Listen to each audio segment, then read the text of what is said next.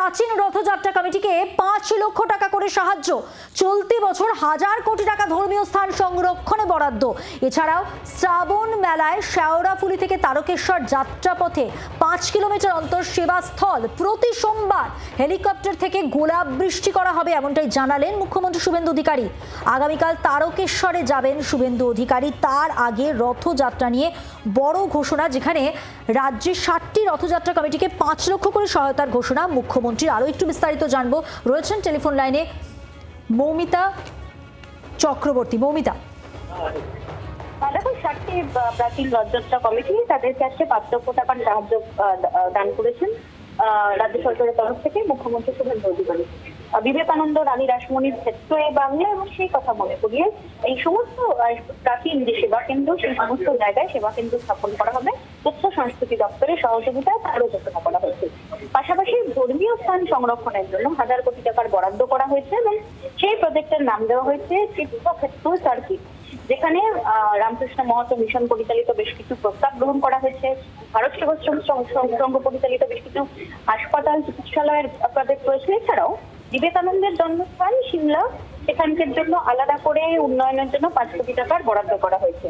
শ্রাবণ মেলা উপলক্ষে শেওড়াফুলি থেকে তারকেশ্বর পর্যন্ত যাত্রাপথে 5 কিলোমিটার অন্তর বেশ কিছু পথ তৈরি করা হচ্ছে, যেখানে যারা যাবেন পুণ্যার্থীরা, যারা বাকি করে জল নিয়ে যান তারকেশ্বর পর্যন্ত, বাবাধাম পর্যন্ত, তাদের সহায়তা ক্যাম্প, স্বাস্থ্য শিবিরের ক্যাম্প থাকবে এবং সোমবার করে হেলিকপ্টার থেকে গোলাপ বৃষ্টি করার কথা জানিয়েছেন, ঘোষণা করেছেন রাজ্যের মুখ্যমন্ত্রী শুভেন্দু অধিকারী।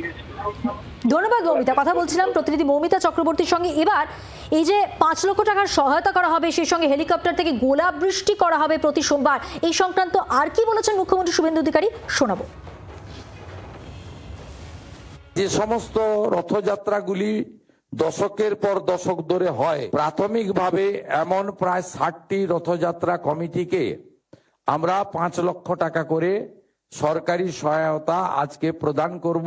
পুরনো ঐতিহ্যবাহী রথগুলো রক্ষণাবেক্ষণ সংস্কারের প্রয়োজন রয়েছে। বিশেষ করে কাঠের নির্মিত রথগুলিতে সংরক্ষণের প্রয়োজন রয়েছে।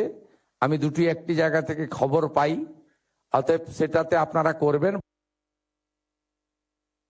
আধ্যাত্মিক চেতনার এই ভূমিতে আমরা সরকারি হেলিকপ্টার থেকে যারা জলযাত্রী যাবেন, শ্রাবণ মাসের প্রত্যেকটি সোমবার তাদের উপরে পুষ্পবৃষ্টি, গোলাপ বৃষ্টি করারও সিদ্ধান্ত গ্রহণ করেছি, যদি আবহাওয়া পারমিট করে।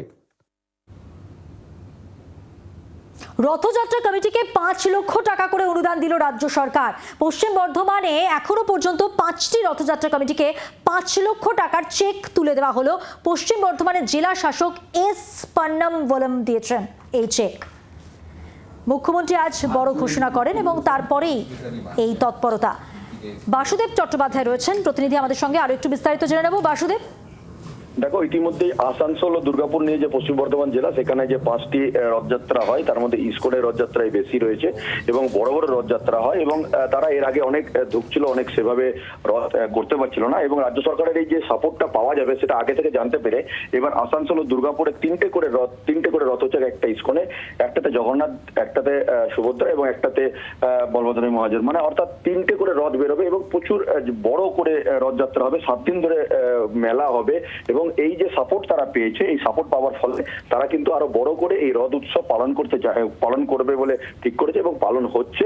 এবং আসানসোল, দুর্গাপুর, শিল্পাঞ্চল ইতিমধ্যে 5টা রথযাত্রা যারা করছে তাদেরকে 5 লক্ষ করে দেওয়া হয়েছে এবং আরো যারা ছোট ছোট যারা আছে তারা ইতিমধ্যেই অ্যাপ্লিকেশন জমা দিচ্ছে জেলা শাসকের কাছে এবং সেটা বিচার করে আবার বাকিদেরও কিছু করে আর তাদেরকেও দেওয়া হবে বিভিন্ন রকম ভাবে অনুদান বলে ইতিমধ্যেই জেলা শাসক সূত্রে জানা গিয়েছে। ধন্যবাদ।